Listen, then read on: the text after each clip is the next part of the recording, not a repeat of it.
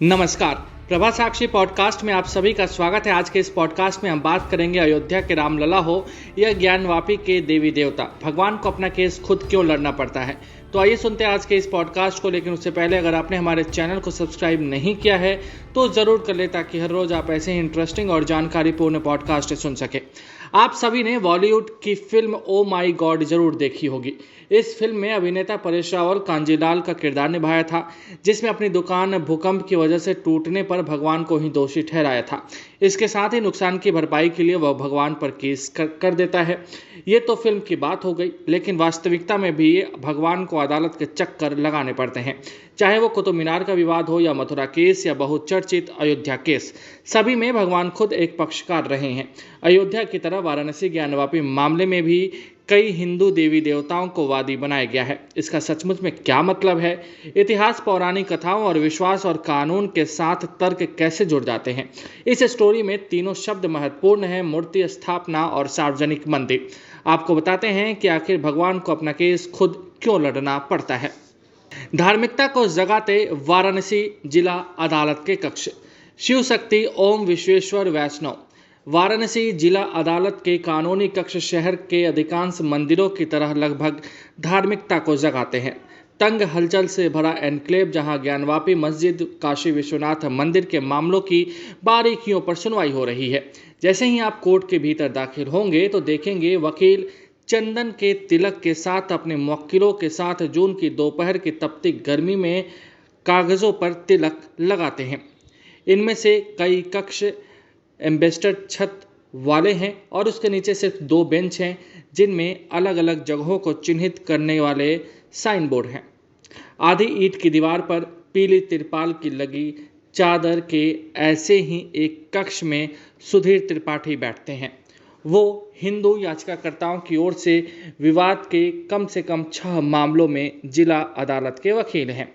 उनके चैम्बर का अभी कोई नाम नहीं है, केवल एक पोस्टर लगा है जिसके बीच में एक ओम है और उनके चारों ओर 10 हिंदू देवी देवताओं का प्रतीक है। त्रिपाठी 2001 से लॉ की प्रैक्टिस कर रहे हैं।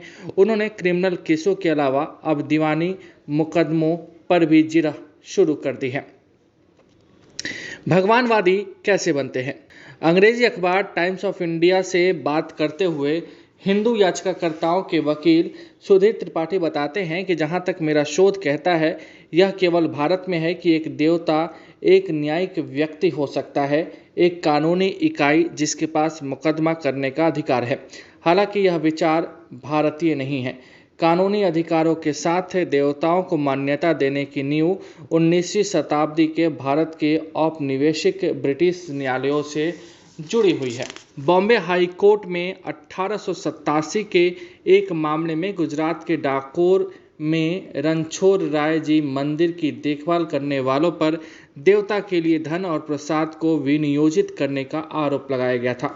याचिकाकर्ता चाहते थे कि अदालत ट्रस्ट का गठन करके मंदिर का प्रबंधन करने वालों को खर्च के लिए जवाबदेह ठहराए, लेकिन सवाल ये उठा कि ये किसका पैसा और संपत्ति थी। अदालत ने कहा कि हिंदू कानून रोमन कानून की तरह कृत्रिम न्यायिक व्यक्ति को मान्यता देते हैं।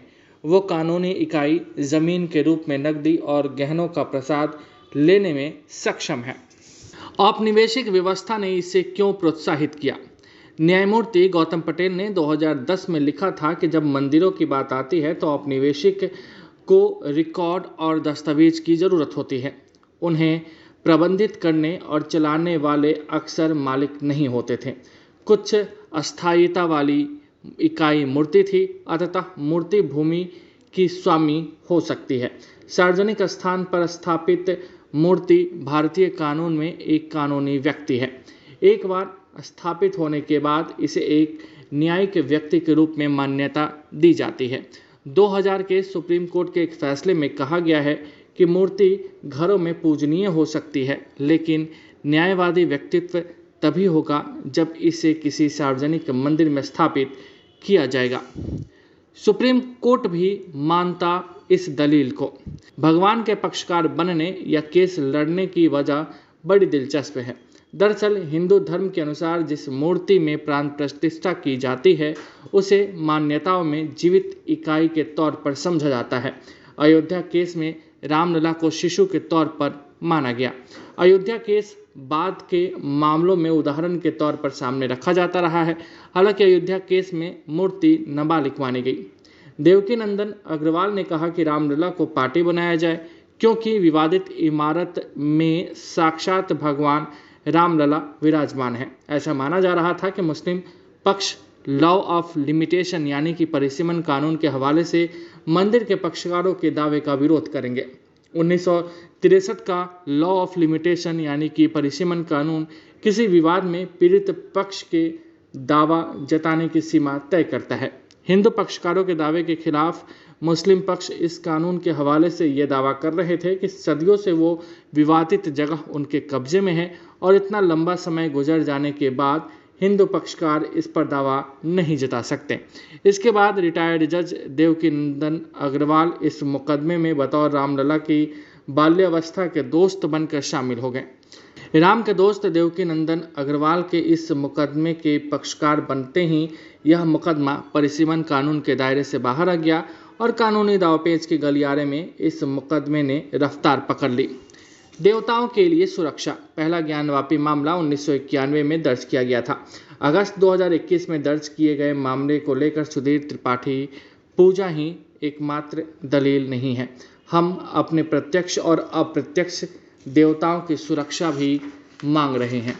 त्रिपाठी कहते हैं कि काशी विश्वनाथ मंदिर परिसर के भीतर ही आदि विश्वेश्वर, श्रृंगार गौरी, गणेश, हनुमान, गंगा और नंदी सभी मामले मैं लड़ रहा हूँ।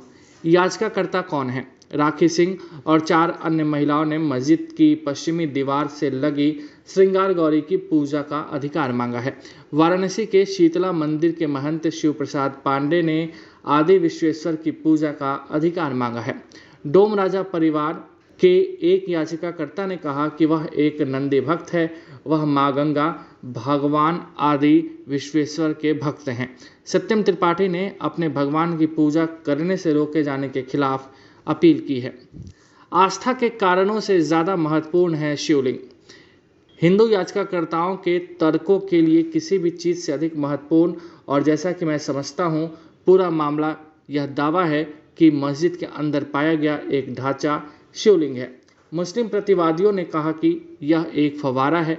ये इसलिए भी महत्वपूर्ण है क्योंकि इसकी उत्पत्ति निर्धारित करेगी कि 2 कानून प्रश्न किस दिशा में जाते हैं। सबसे पहले पूजा स्थल अधिनियम 1991 पूजा के स्थान को बदलने या उसके धार्मिक चरित्र को बदलने की अनुमति नहीं देता है, जो 15 अगस्त 1947 से अस्तित्व में था। दूसरा, बाबरी मस्जिद मामले की तरह अगर देवताओं की ओर से दोस्त और भगवान के माध्यम से मामले दर्ज किए गए हैं तो उस स्थान के भीतर न्यायिक व्यक्ति को स्थापित करना होगा जहां पूजा का अधिकार मांगा गया है। त्रिपाठी कहते हैं कि अधिनियम यहां लागू नहीं होगा। वो बताते हैं कि ये कहता है कि मंदिरों और मस्जिदों की प्रकृति नहीं बदली जाएगी, जो 1947 में जैसे थी वैसी ही रहेगी। लेकिन अगर 1947 में यह मंदिर होता तो यह मंदिर ही रहेगा। 1947 में यह कैसे मंदिर था? इस सवाल के जवाब में वो कहते हैं कि शिवलिंग मस्जिद के अंदर था। मंदिर की मीनारों को तोड़कर गुंबद बनाए गए हैं। मंदिर की संरचना को लेकर त्रिपाठी कहते हैं यह एक मंदिर है कि इसकी संरचना को डेंटिंग करने की कोई आवश्यकता नहीं है। लेकिन अगर मस्जिद बनने से पहले किसी मंदिर में शिवलिंग होता तो यह 1669 से भी पुराना होता तो यह एक मंदिर था, यह एक मंदिर माना जाएगा। यह कितना पुराना था यह जानना ज़रूरी नहीं है। त्रिपाठी कहते हैं कि वहाँ शिवलिंग है, हमारी समझ से डेंटिंग की कोई ज़रूरत नहीं है। आज के लिए इतना ही। अगले पॉडकास्ट में किसी और मुद्दे पर देंगे विस्तृत जानकारी। जुड़े रहिए प्रभा साक्षी के साथ। अगर आप भी लेना चाहते हैं देश दुनिया की तमाम जानकारी तो आज ही सब्सक्राइब करें हमारे चैनल को। साथ ही नीचे दिए बेल आइकन को जरूर दबाएं ताकि हर अपडेट आप तक पहुंच सके।